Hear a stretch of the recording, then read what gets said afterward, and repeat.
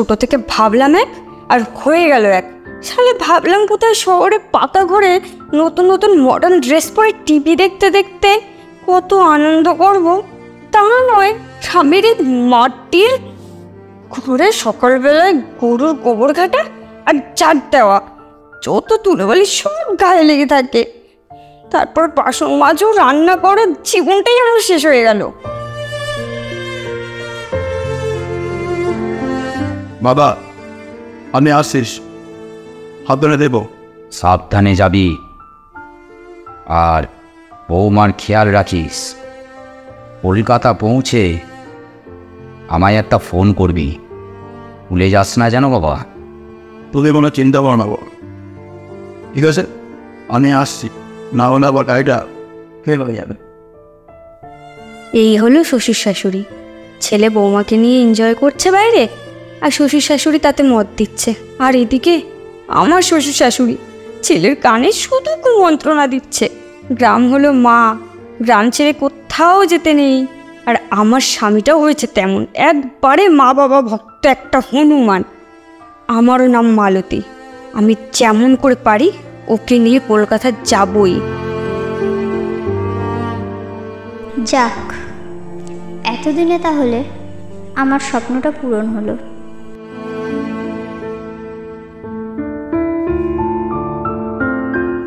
আরে কি হলো, তুমি দাঁড়িয়ে পড়লে কেন? তাড়াতাড়ি চলো। আর এই গ্রামে যে বাসের দশা, একটা চলে গেলে আবার সেই 1 ঘন্টা দাঁড়িয়ে থাকতে হবে। চলো তাড়াতাড়ি। আচ্ছা মালতী, এই গাছপালা, এই গ্রামের পশু পাখি, মা বাবা, এই গ্রাম ছেড়ে যেতে তোমার কষ্ট হচ্ছে না? ওফো, আবারও সেই এক কথা। ভালো লাগে না আমার আর, শুধু গ্রাম আর গ্রাম। এই গ্রামে কাজ করতে করতে তোমার শরীরের অবস্থাটা কি হয়েছে একবার দেখেছো? মালতী, তবু জানবে গ্রাম গ্রামই, গ্রামের আনন্দ আলাদা আনন্দ। তার থেকে শহরের আনন্দ আরো বড় আনন্দ, বুঝেছো? তাড়াতাড়ি চলো, নাহলে বাসটা চলে গেলে আবার 1 ঘন্টা দাঁড়িয়ে থাকতে হবে।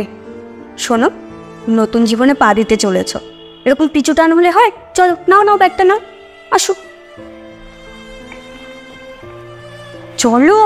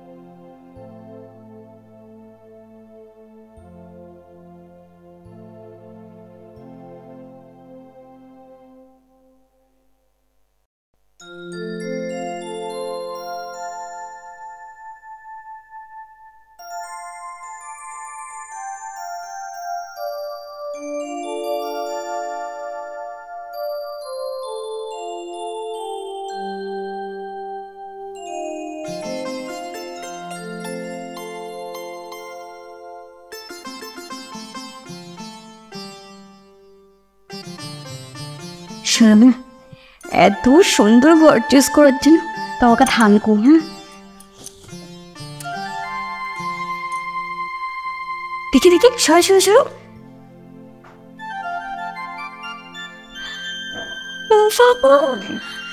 এত বড় টিভি আমি তো জীবনে দেখো। মাগো, এটাতে আমি সারা দিন রাত সিরিয়াল দেখবো। দেখি দেখি, সরো সরো সরো সরো। দেখি তো, কি নরম।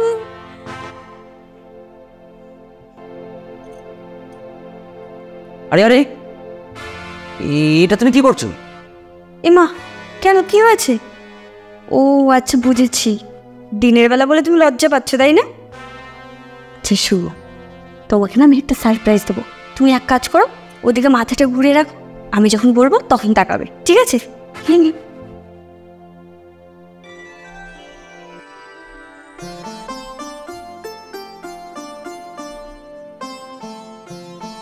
এইবার আমার দিকে ঘোরো।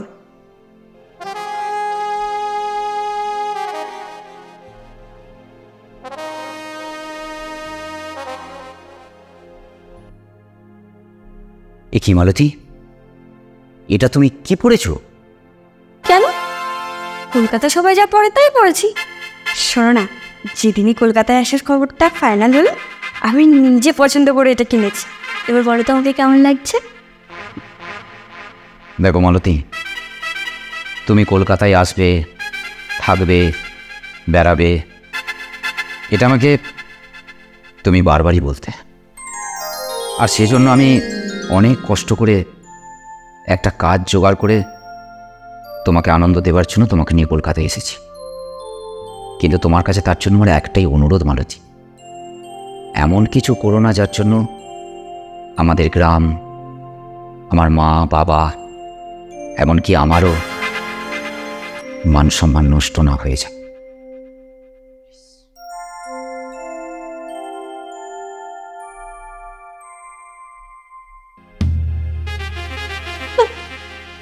আমি গ্রামের অনেক ছেলে দেখেছি, তো এরকম এক পেস আমি জীবনে দেখিনি।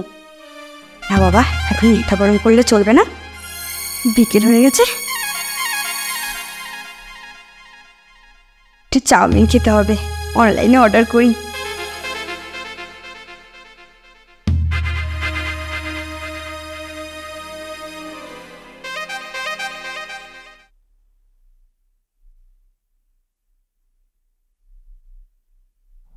এই শোনো না, বলছি আজ বাড়ির থেকে আসার পর মা বাবাকে একবার ফোন করেছিলে? না, করিনি। আজকে আমার শরীরটা খুব টায়ার্ড লাগছে, কালকে করবো। এই শোনে না, বলছি গ্রামে তো সেই শক্ত খাটে সেই একই রকমভাবে করতে, আজকে নরম বিছানায় চলো না একটু অন্যরকমভাবে করি।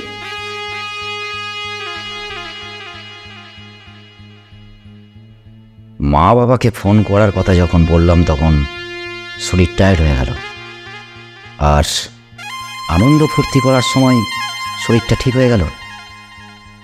ছি ছি মালতী, ছি।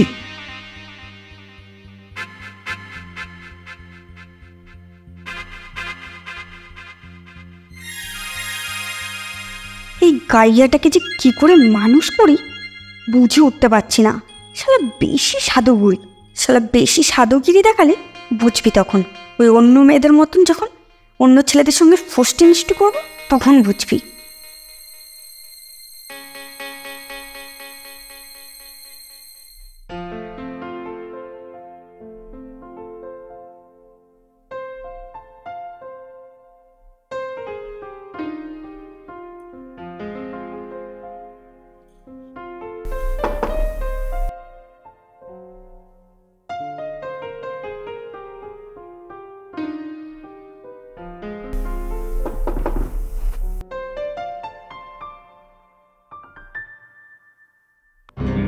হ্যাঁ বলুন, কাকে চাই?